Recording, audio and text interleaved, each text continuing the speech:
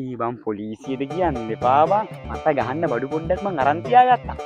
අන්න එදා සෝමපාලේ උඹෙන් අරන් ගිය බඩු සිරිදාසට බොන්න දීලා පප්පේ අමාරුවක් නැද ඉස්පිරිතාලේ. කතුමල්ලි මේ මම සල්ලි වලට වස විකුණනවා තමයි. හැබැයි කවදාවත් මේ ගමේ උන්ට වහදාලා විකුණුනේ නෑ. බල බඩු වලින් ඉඳන් ඉබා මාත් බඩු හදන්නේ. නැත්තම් මටත් පුළුවන් කුලි වැඩක් කරන් ඉන්න. කුලී වැඩ උඹ අයියුම් හිතන්න බෑයි කියලාද? අපේ අම්මලා අපි උස්මාත් කරේ කුලි වැඩ කරලා තමයි. ඒ ආනේ තාමත් මේ ඇඟවල තියෙනවා හරිද? සිරිදාසියා කොච්චර කාලෙ දන් ඕබනෝද? උඹ කොහමද කියන්නේ මගේම බඩු කියලා? අනේ උඹ බොන්නේත් මගේ බඩුනේ. ඒක නම් ඇත්ත හැබැයි ඒත් පොලිසියට ඕව කියලා හරියන්නේ නැහැ. ඒ අවුලොත් නේ.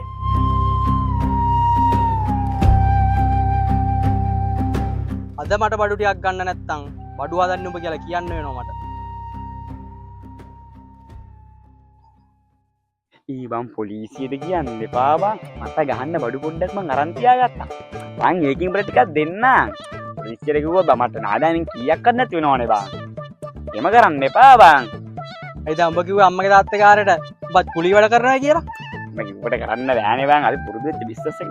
මේ පොල්ලුත් අරන් ආවිල්ලා මේ පොල්ල දෙනෝකෝ. පොළු ඕනේ නෑ. ඉනෝකෝ යන්න. ඔයා කලබලේනේ. යමුකෝ.